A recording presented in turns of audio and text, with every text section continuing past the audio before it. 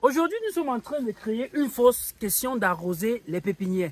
Vous êtes d'accord avec moi qu'on ne peut pas parler d'apiculture sans réfléchir comment créer des vergers dans l'avenir parce que d'ici un bout de temps, on va avoir une diminution en ce qui concerne des forêts parce que les gens abattent des forêts et il faudrait que nous, les apiculteurs, nous créions des vergers où nous allons installer désormais nos ruches.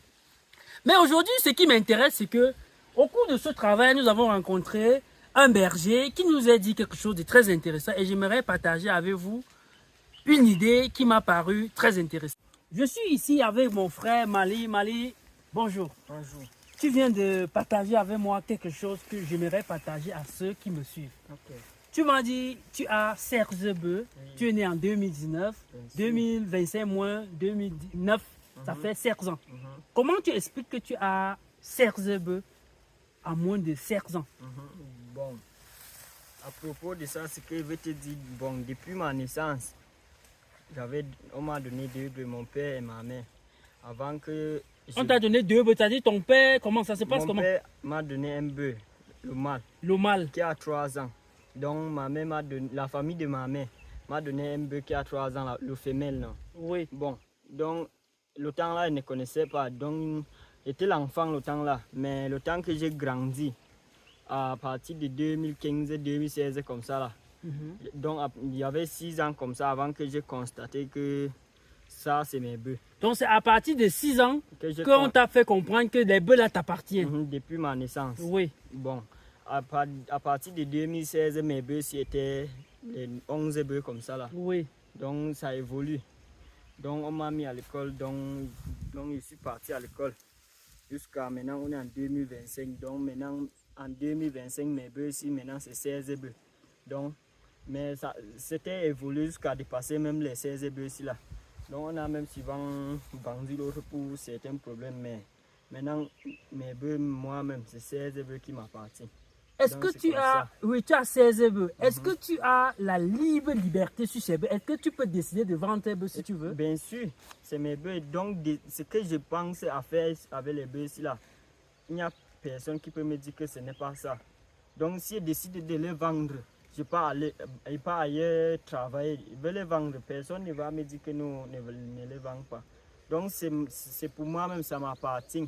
Il n'y a pas quelqu'un qui va me commander sur mes bœufs. Un héritage que tes parents t'ont légué. Depuis ma Et toi-même, naissance, tu vas également faire comment? moi-même également, je vais les laisser comme ça. Je ne les vends plus.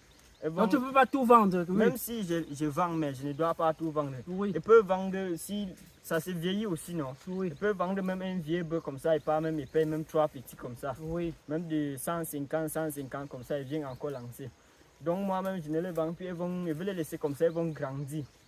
Donc elles vont augmenter, non? Jusqu'à mes enfants vont aussi trouver que moi-même j'avais les bœufs. Et tu vas aussi Depuis ma leur... naissance.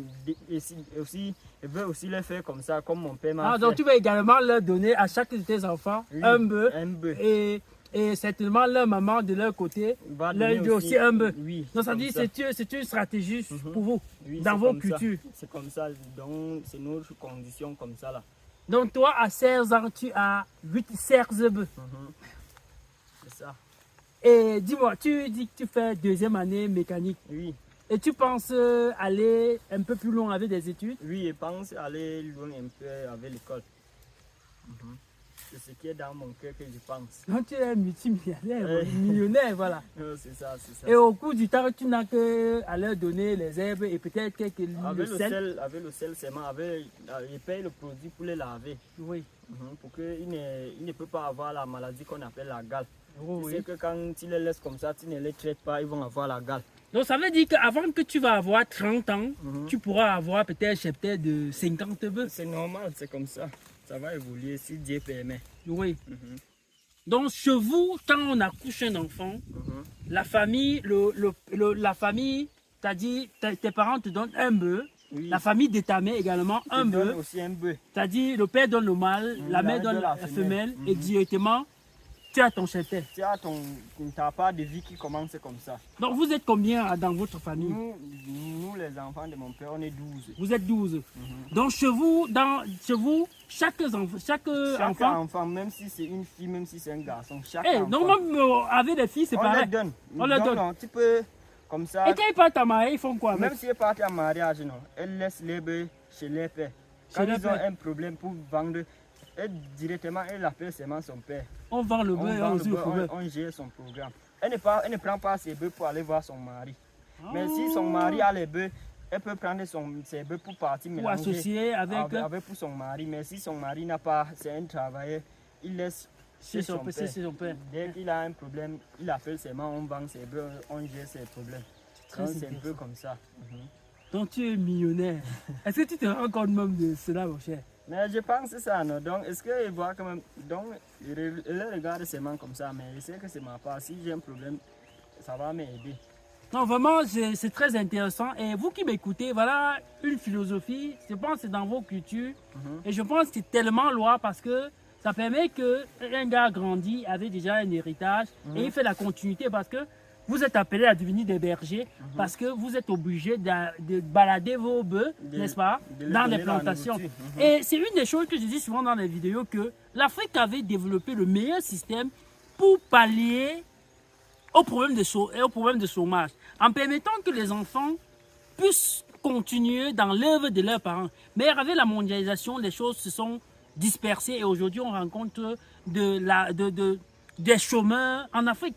Parce que toi où tu es là, tu es obligé d'être berger. Parce que tu as tes bœufs que tu dois ramener en brousse pour qu'ils broutent l'herbe comme ci. Et du coup, ça te permet à ne pas dire que dans quelques années que tu n'as pas du travail.